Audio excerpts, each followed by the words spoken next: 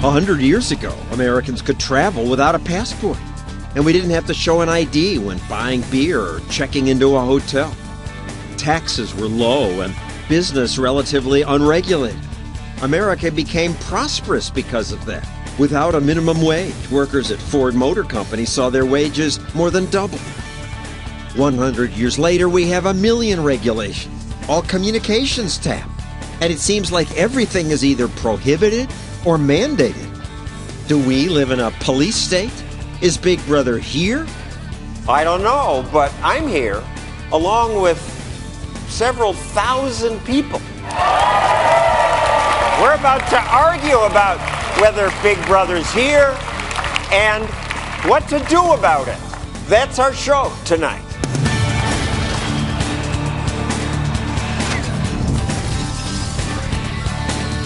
And now, John Stossel. Tonight, we're in Las Vegas for a special edition of our show. I'm joined by almost 2,000 people who care enough about liberty to come here to a conference called Freedom Fest, billed as the world's largest gathering of free minds. And this year, Freedom Fest's topic is Big Brother. The phrase comes from George Orwell's 1984, a novel about a totalitarian future where people are watched constantly and government reminds people Big Brother is watching to scare people who might oppose the regime. So is that America today? Well, this group says that. And yes, say people from Tea Party groups like Matt Kibbe of Freedom Works and Jenny Beth Martin of Tea Party Patriots. But before we talk to you about that, let's talk about another way some say government controls us, by manipulating our money. And you say that's a form of Big Brother. Steve Forbes of Forbes magazine. What do you mean? Well, money is a measure of value. And when the government manipulates it, it picks winners and losers. It hurts the economy. John, since we've gone off the gold standard, our growth rates have fallen. We'd be 50% larger today. And but what do you mean by manipulate it? They're not manipulating. They want to keep it stable.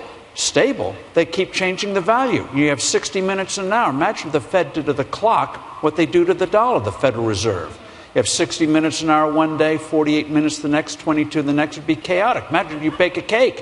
It says bake the batter 45 minutes. Now, is that nominal minutes, inflation-adjusted minutes? And they do this by printing more money, buying bonds. Buying bonds in other ways. The head of the Federal Reserve went before the Senate and said she wants 2% inflation, which will cost a typical American family $1,000 extra each year. And not one senator asked her that. Where did you get the authority to levy a $1,000 tax on the American people? People on the left. You have your supporters here. People on the left say 2% inflation is pretty good, and we need to have this to goose the economy, to end unemployment. It hurts the economy. But are they all stupid? They all went to fancy schools. Well, they once thought that the sun revolved around the earth, and some of them are still at universities today, only in the economics department. You would have no Fed, but the data I have here shows that before the Fed, there were 9 recessions in the 30 years right before. 30 years after, 6 recessions, fewer. The last 30 years, 3 recessions. So maybe they're doing something right. No, John. They look back and always say everything's a recession. If you don't have stable money, you don't invest in the future, and we all pay the price for it. Gold is just a metal. Why pick this for value?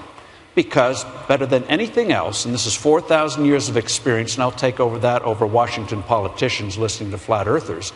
But in terms of intrinsic value, gold keeps its intrinsic value better than anything else. Money just represents what people produce in the marketplace. That's why counterfeiting is illegal, because it's a form of stealing.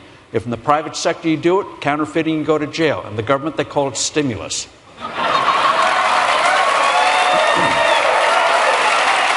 So a lot of people here are worried about massive inflation. I'm worried about it too. And so they buy gold, I bet. How many of you have bought gold? is an unusual audience. I'd say most of you put your hands up. So, I mean, how do people buy it? I have some with me. They sell things like, this is a 1 ounce coin. It's $1,300. And the advantage of these things is what? That if there's massive inflation and it costs $5,000 to buy a loaf of bread, the baker will know the value of this and will honor this. Gold always survives politicians. And that's why it's not so much an investment, John, but a form of insurance against malpractice, economic malpractice by our authorities. Some of you have also bought silver like this. This is $200 worth. The other part of the nanny state. You two are from the Tea Party. You got picked on by the IRS. Spy. That's certainly Big Brother. They held up our nonprofit status for our tax application. And because the rule is you're not supposed to be too closely aligned with politicians, and it's complex. Well, it's a rule that's been in place since like 1957, I believe. All of a sudden in 2010, they had trouble understanding what that rule meant. And Tea Party groups were checked out at a rate 10 times other groups. The Inspector General for the Treasury Department said that conservative groups were targeted 100%. 100%. So the Inspector General has said that. And what targeted means is not just show us your paperwork. It was show us this and then show us that and again and again. Show us, they asked lots of questions. What was on your Facebook page? What's the password? Every speech you gave. Speeches, not just speeches that I gave, but speeches of the people that we had who came and spoke at our events. And after that, there are many people around the country who are afraid to speak out because they're afraid to be associated with us and may get audited. And you would answer the questions, and then they would come back with 100 more questions. They'd come back with more questions, and they would delay and delay and delay as they were waiting to ask the questions. You clearly are doing something right. You have 1.3 million Facebook fans. Yes. And Matt, you wrote a book titled "Don't Hurt People," which is a pretty good title. What's your point? My point is that the values of liberty that unite all of us are quite simple. It's what your mom taught you. She probably stole it from her mom. Don't hurt people. Don't take their stuff. Take responsibility for your own actions. This is the basic rules that apply to everybody that subscribes to the ideas of liberty. The difference between us and them is that you don't know what their agenda is, but you know that they have the ability to target you because you might hurt them. That's what's so scary about what's going on today. It's a rule of man instead of the rule of law. And our argument is quite simple. We should treat everybody just like everybody else. And clarify that. Rule of man versus rule of law. A lot of people would say, well, I'd like someone to make a judgment. That rule of man sounds more adjustable than rule of law. 2 words, Lois Lerner. We got...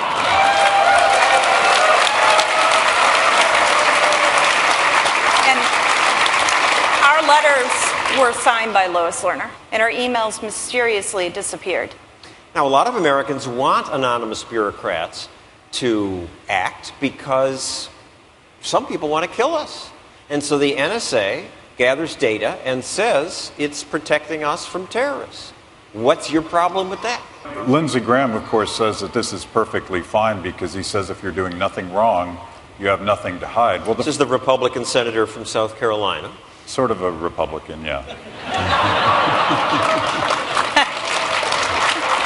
If you're doing nothing wrong, you have nothing to hide. A lot of Americans would agree with that. Of course, the principle of justice is innocent until proven guilty. They have targeted every single American that has made a phone call since 2006. They got your data, they got your stuff, and we know from what we've seen that the NSA is just like the IRS. They're not using it to protect us, they're using it to target certain people with agendas. They've gone after old girlfriends, they've gone after old boyfriends, and if they'll do it to them, why wouldn't they do it to us? They have done it to some, mostly old girlfriends, I think. They even had a name for it, Love Int, when they caught the people checking up. I just wanted to see where she was, they would say.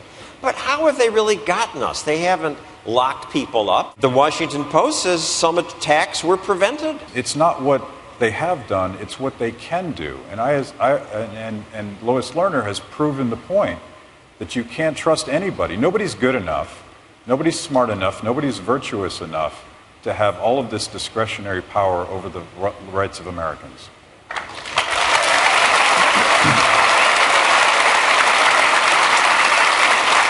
All right, let's talk about the big brother parts where we may not agree. And Steve, I really admire what you've done. You fought for economic freedom.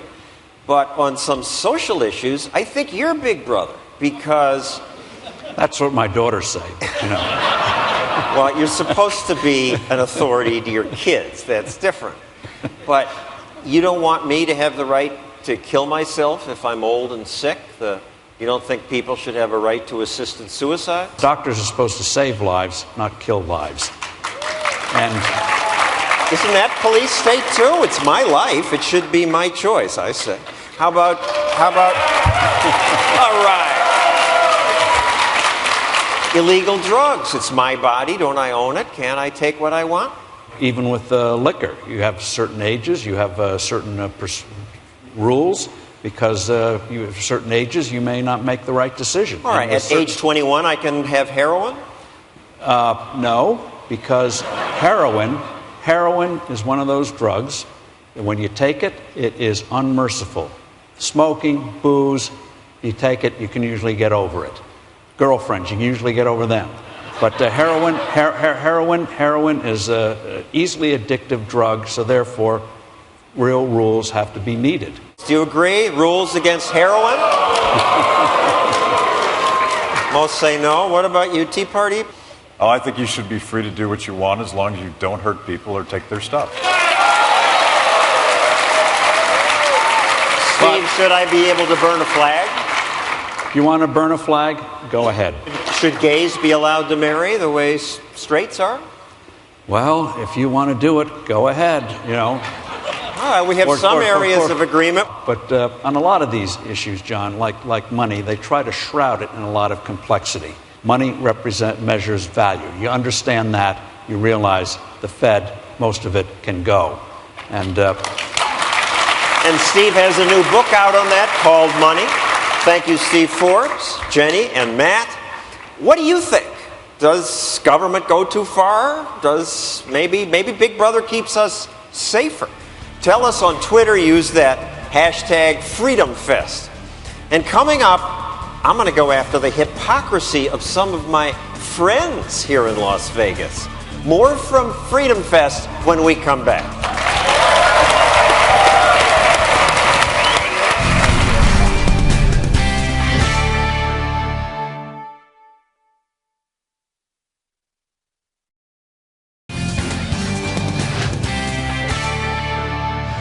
I noticed that in this big audience here at Freedom Fest, it's mostly men. Yeah, it's mostly men. And it's an older crowd. People... Come on, most of you are my age. Is there something about liberty that's more interesting to men and to us older people? Maybe. I didn't become a libertarian until I was almost 40. How many of you here are under 40? Really? Come on. I'm glad some young people see the importance of liberty and the threat of Big Brother, and Emily Eakins says there will be more. So you're taking polls now for Reason. You've conducted some polls that you say bring good news? I would say the good news is that, for one, millennial support for big government has been overblown. Millennial. How many of you even know this word millennial that all these experts use? Okay, you know it. Yeah, so who are millennials? So typically, we mean 18 to 29, 18 to 30, that age range. And honestly, their support for big government has just been overblown in recent years. But in your poll, you asked people, do you want large government? Well, let me ask you, how many of you want large government? You asked this young group, do you want large government? And what do they say? Most say yes, right? Yes. A majority of young people, they're the only cohort that says They would prefer to have a larger government and more services. We decided to ask another question. We asked, would you rather have a larger government offering more services and high taxes, or a smaller government with fewer services and low taxes? So the difference is we mentioned taxes. Guess what happens? Support flips. And then a majority want a smaller government with fewer services and low taxes. So are young people stupid that they don't realize a big government probably means much higher taxes? What we see is that this cohort doesn't know exactly what we mean when we say big government. It's not really an effective phrase, because clearly they're not connecting taxes with the phrase big government. The other thing you found is that young people are less affiliated with Republicans or Democrats than they used to be. Absolutely true. They're 3 times as likely to say that they're independents, half as likely to be Republicans, no more likely to say they're Democratic, which is surprising given their Democratic voting behavior over the past few elections. And I was a little surprised. The Democrats win on budget deficit. More of these kids thought the Democrats would address the budget deficit. Taxes, more of them thought that 34% Democrats, 22% Republicans. Think about the context here. A lot of young people came of a politically impressionable age during the Bush administration or right afterward. And Republicans in Congress and the Bush administration oversaw massive increases in government spending. Republicans have lost credibility on this issue. And if you care a lot about social tolerance, which young people do, 62% say they're socially liberal, who do you pick? You pick the party who you feel cares more about social tolerance and individual rights, because neither party is going to be good on spending. And the young people really care about social tolerance. That's true. This is something that really distinguishes them from older cohorts. We see that they're social liberals and fiscal centrists. When you ask them on fiscal issues, which is better, capitalism or socialism? Capitalism wins 52% to 42%. 42% prefer socialism? That surprises a lot of people. Yeah. But there's something going on here. Don't they notice the Soviet Union, Cuba, no, Venezuela? They don't, because a lot of the motor vehicles department? The Cold War was over by the time those young people were paying attention. They don't know what socialism is. They don't know what socialism means. There was actually sound like social caring. Yes, a lot of people think it's about caring for the vulnerable. However, when you're more specific in the words that you use, you're more precise. Would you rather have a free market economy or an economy managed by the government? People, or young people, favor a free market 64% to 32%. So I should stop saying capitalism and should start talking about free markets. Yes, apparently. And also good news, 58% say government agencies generally abuse power. The word generally is astounding here. We're not talking about occasionally or once in a while, but generally is astounding. And 2/3 don't trust regulators. That's true. We found 63% say that government regulators, when they write and enforce regulations, favor special interests over the public. But they want the regulations. They want the environment made pristine and global warming stopped and everything made safe. Right. I think it's the ultimate dilemma in American politics. Let me ask you, should there be any regulations? No. Come on, none? No. 5 years ago, Pew asked, when something's run by the government, is it usually efficient? 42% agreed. This year, you asked the same question 5 years later. 66%. So we asked this question using the exact same wording that was used in 2009. And we find that there has been a surge in this perception that government is wasteful. And actually now millennials reflect older Americans on this issue. So maybe they're waking up. Thank you, Emily. Next, more from Freedom Fest on Big Brother and the nanny state. Yeah.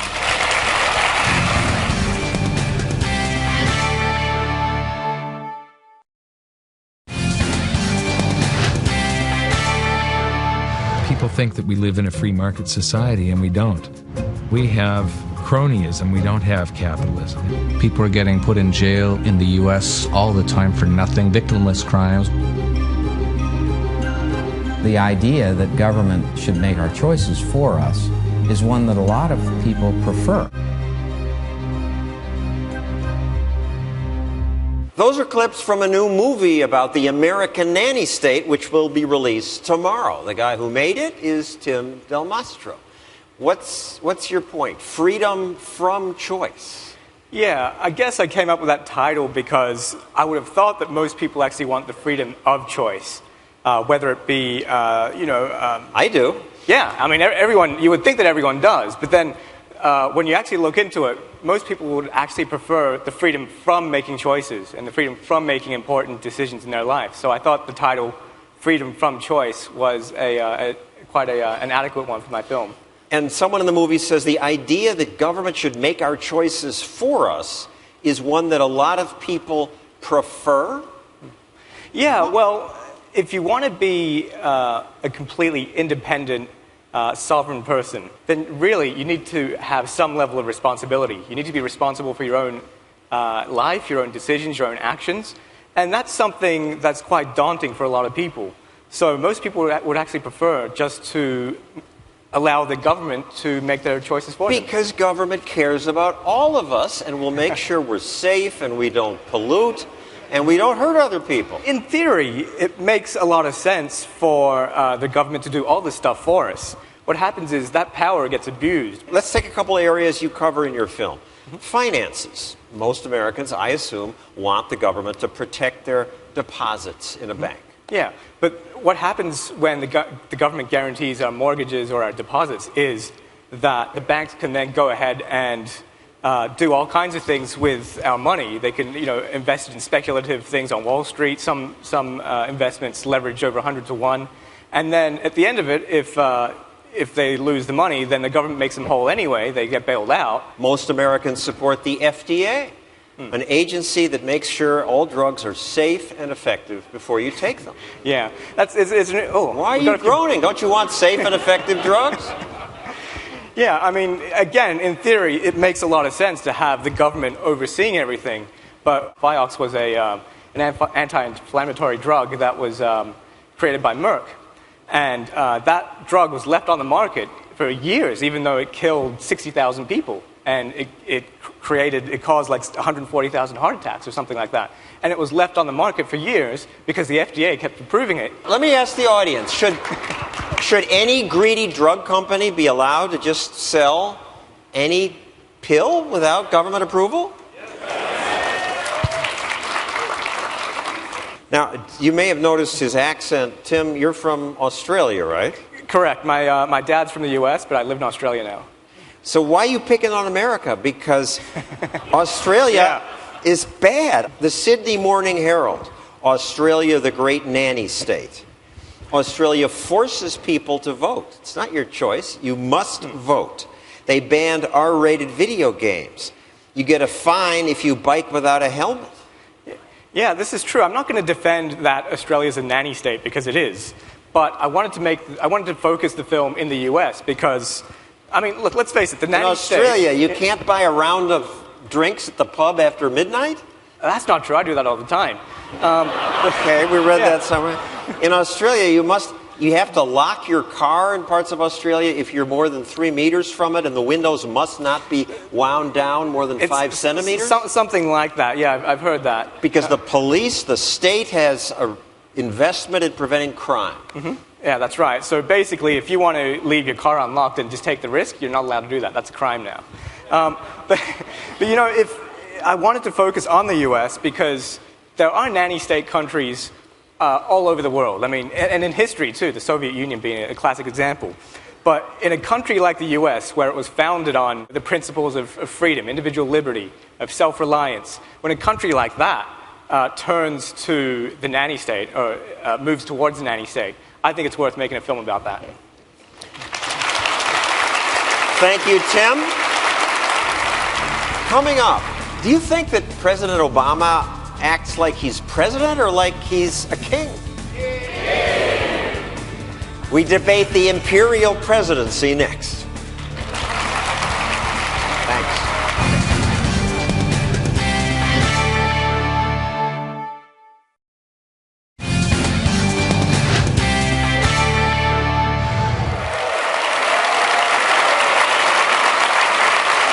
We're back at Freedom Fest in Las Vegas with 2,000 people who worry about big brother, big government.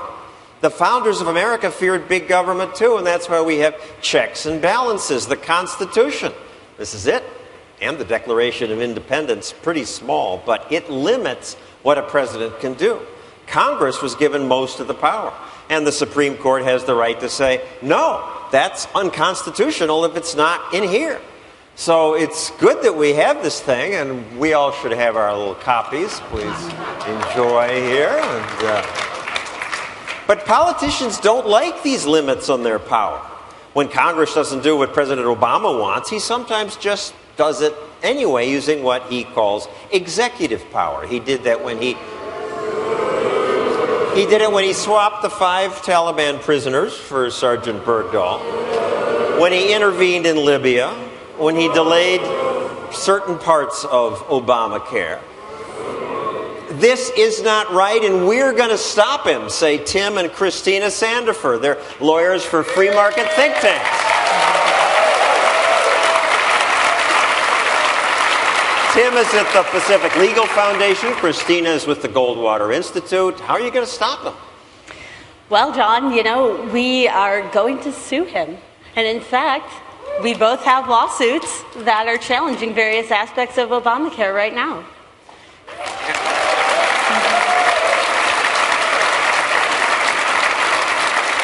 The family that sues the president together sticks together. You guys just got married, but your think tank is in Sacramento, California. Yours is in Phoenix. That's right. But we live together more often than Bill and Hillary Clinton do, so... What's the worst offense against the Constitution that this administration's done?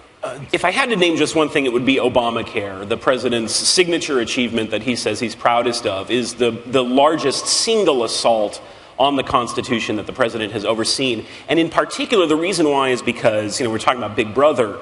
One of the principal distinctions between a free society and the Big Brother society is that in a free society, the law prohibits you from doing things that are bad. Whereas in a Big Brother society, the law tries to force you to do things that political leaders think is good. And with things like the individual mandate, Obamacare crosses that line and tries to force us to do what political elites think we ought to do. And Christina, the worst part of Obamacare? That would be the Independent Payment Advisory Board, or IPAB. This is a group of appointed experts that are supposed to control Medicare costs, but the way they do this, John, is by enacting law unilaterally without vote of Congress, without signature of the president, without even review by the courts. You mentioned the release of the Taliban detainees. In that case, Congress had passed a law to regulate the military. You pointed to the Constitution. The Constitution says the president's the commander-in-chief, but Congress sets the rules for the military forces. And they did that by limiting the conditions on which the president can release people from Guantanamo. But he just doesn't. And he just did it. In clear violation. In fact, he admits that it violated the law. He just says that he's allowed to do that because he's the commander-in-chief, ignoring the fact that Congress has the explicit constitutional authority to limit what he does as commander-in-chief. And granting 10 states waivers on No Child Left Behind, changing the Obamacare law when it wasn't working out. He's his executive power. And the problem is that when you have no respect for the rule of law, then what we get is utter unpredictability. We don't know how the law is going to be enforced. We don't know how to behave. And we don't know if one day what we're doing is legal and the next day it's illegal. Is he the worst in terms of executive orders? Do you have an opinion? Mixed there. Abraham Lincoln actually issued 48. President Obama so far 182. Is that the most of any president? Informed audience. George Bush 290. Eisenhower 480. Teddy Roosevelt more than 1,000. Includes one that demanded on all government documents KIST should be spelled K-I-S-T, and enough, E-N-U-F. I guess they were saving words, saving letters. Congress, in that case, did muster a 2/3 majority to override that one. But the point, I guess, Tim, Obama's not the worst. That's true. And, the numbers aren't really what's important. It's the content of these orders. Because the president, when he issues these orders, for instance, in the Obamacare waivers, The president is not changing the law when he issues those orders. What he's doing is he's saying, I'm not going to enforce the law. I'm going to look the other way while the law, that, by the way, is named after me and that I advocated for and think is a great idea, I'm going to look the other way while it's violated for the next year or 6 months or whatever. And that causes as many problems as it fixes because, insurers and people who have insurance are going to have disputes and courts are going to have to decide whether they're legal or not. I mean, that's a real problem. Can you imagine if President Romney had been elected and he had come in and said, I don't like Obamacare, I'm not going to enforce it? It would be an utter outrage. But yeah, that's exactly what this president is doing here. So thank you both for living a part to enforce the Constitution. There's one more for you. Tim and Christina, thank you. Coming up, my take on one of the sleazier parts of Las Vegas. But next, what if Big Brother gave all Americans, well, I ask you, a 1-year vacation from the income tax? Would that be a good idea? Really? We'll debate that when we come back. Thank you. John?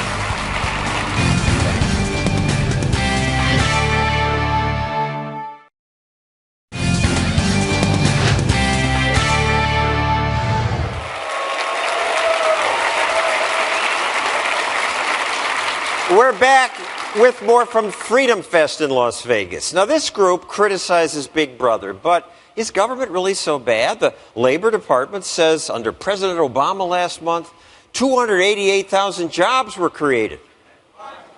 And when I interview people in Times Square, they tell me, we want government to create jobs. They think government does that. And the president says his programs will help America's middle class. But radio host Wayne Allen Root says the president and Big Brother are murdering the middle class. That's the title of his new book. Wayne, what do you mean? The middle class are doing pretty well by historical standards. They're doing horrible by every standard. You mentioned 288,000 new jobs last month. There's 92 million Americans, actually over 92 million working-age Americans who are no longer working, which fits almost exactly with the over 100 million Americans on entitlements. The Obama economy is about food stamps and about disability and about unemployment and about welfare and about housing allowances. It's not about work anymore. 520,000 full-time jobs were murdered last month. Lost, gone forever. Does anyone out there think that's a good number? No! Murder of the middle class. Well, wait a second. Murder of jobs? I go along with murder of good middle-class jobs. There are no more middle-class lifestyles in America. Well, I believe it's a garbage. Yeah, this cliche of the middle class that you commentators throw out. I hate it. The average disposable household income has increased across all groups since 1979. 40% for the middle quintile. Yes, Obama, big government of all kind. Regulation kills jobs.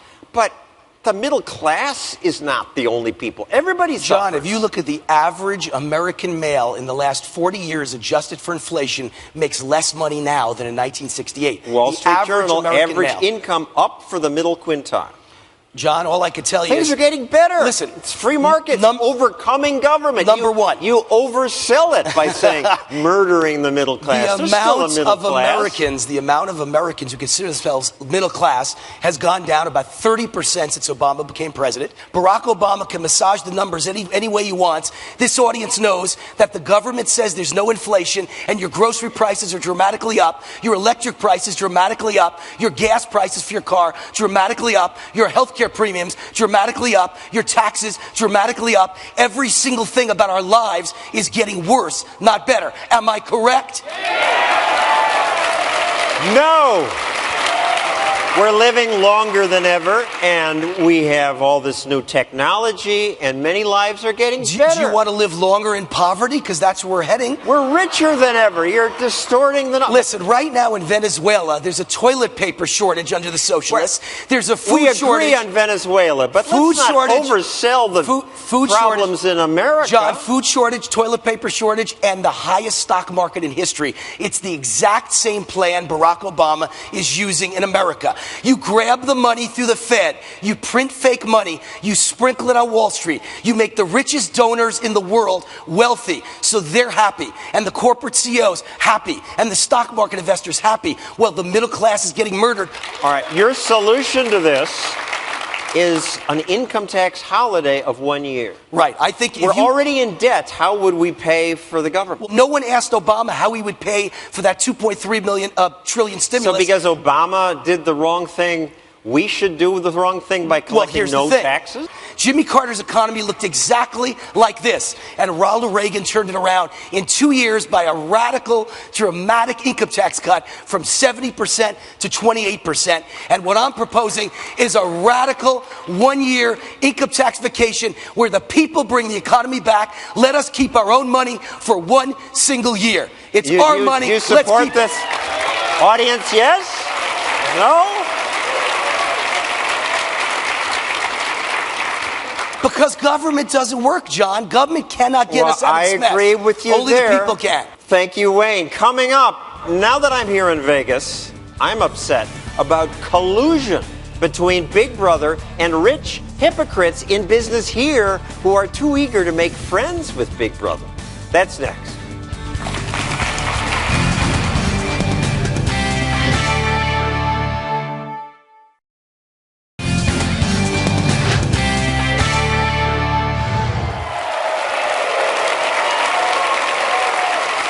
$2,000 people are here.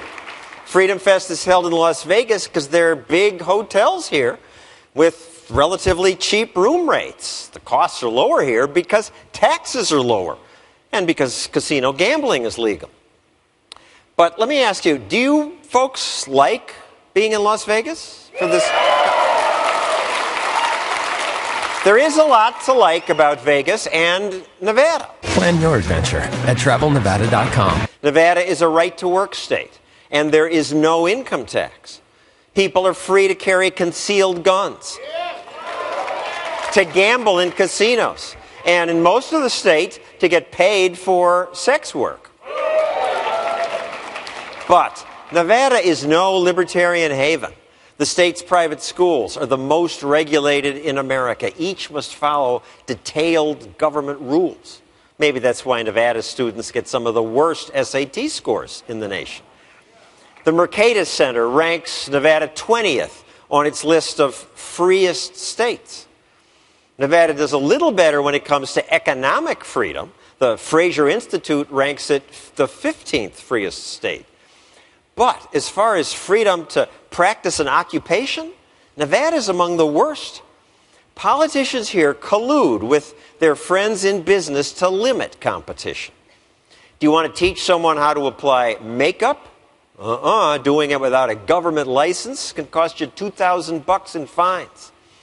You can't start a moving company here unless you can prove to state bureaucrats that your company won't be detrimental to existing moving companies.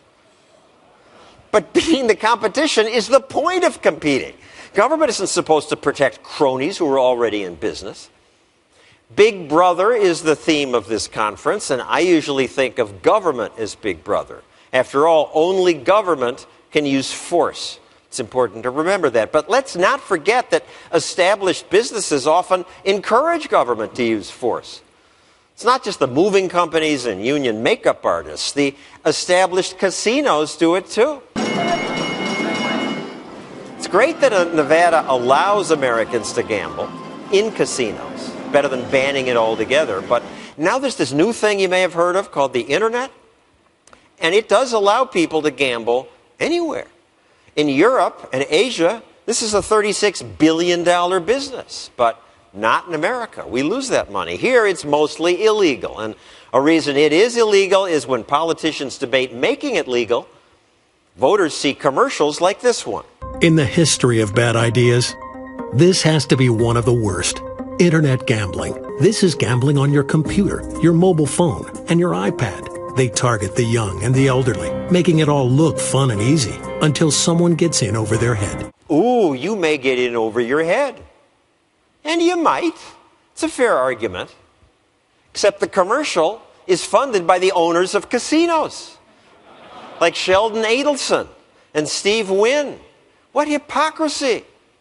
It pains me to say this about Steve Wynn because I'm told he's libertarian and a fan of this show. But Steve, really, I understand that internet gambling will compete with your casinos, but the answer is to ban it and fund ads like this? Someone you know or love could be taken for thousands of dollars without ever having to step foot in a casino. Please, like casinos are so wholesome? Yeah, it's easier to keep kids out, but children are parents' responsibility. Nevada has a long history of politicians colluding with their favorite tycoons. This state's most famous politician is Harry Reid. He's been wheeling and dealing with the casino money for years. While online gambling is illegal in America, online gambling on horse racing is legal. So Senator Reid introduced a bill that would ban taking bets on horse racing unless you have at least 500 gaming devices in one location. 500 devices. In other words, it has to be a casino. Harry doesn't want his buddies to have competition. How sleazy is that? So as we close this show celebrating liberty, let's remember that Big Brother often gets help from our friends in business. That's our show. Good night from Las Vegas. Thank you for coming.